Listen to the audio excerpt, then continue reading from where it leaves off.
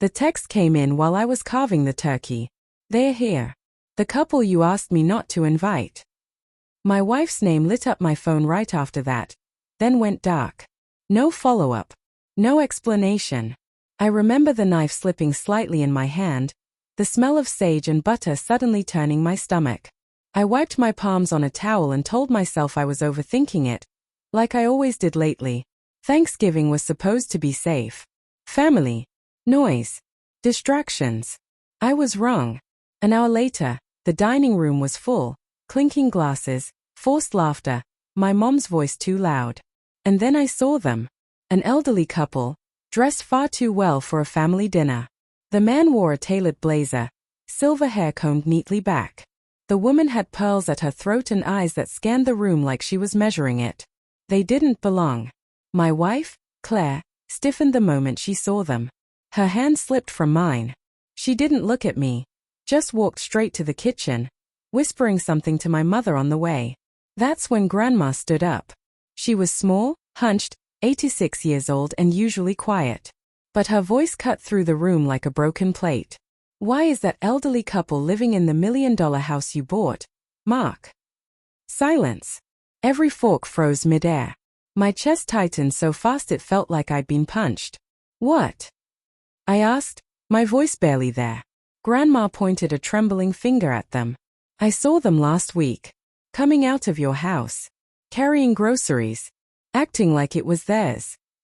Claire spun around. Grandma, please. But it was too late. Everyone was staring now. My parents. My brother. The couple. The man swallowed hard. I think we should explain, he said softly. I looked at Claire. She was pale, eyes glassy, lips pressed together like she was holding something back. Explain what? I asked. Why strangers are living in my house. The room smelled like turkey and panic. That night, after everyone left, after apologies, awkward hugs, and my grandma being gently ushered to the couch, I finally got the truth. Not all at once. It came in pieces. Fragments. Like pulling glass from a wound. The elderly couple was Richard and Elaine. Richard was Claire's former boss. Elaine was his wife. 3 years ago, when Claire said she was staying late at work, when she started guarding her phone, when she suddenly insisted we buy a bigger house, for our future. She'd been having an affair.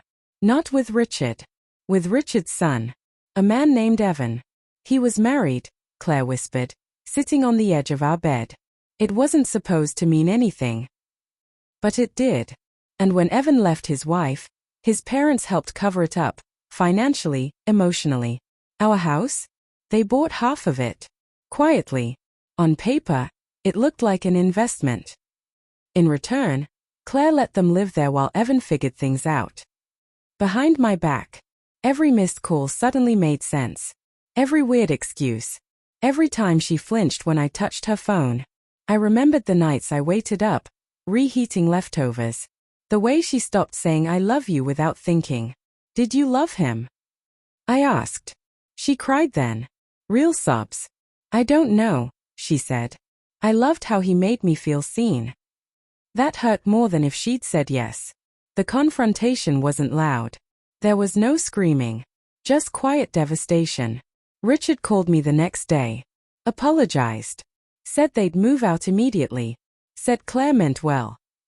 I hung up without answering. For weeks, the house felt wrong.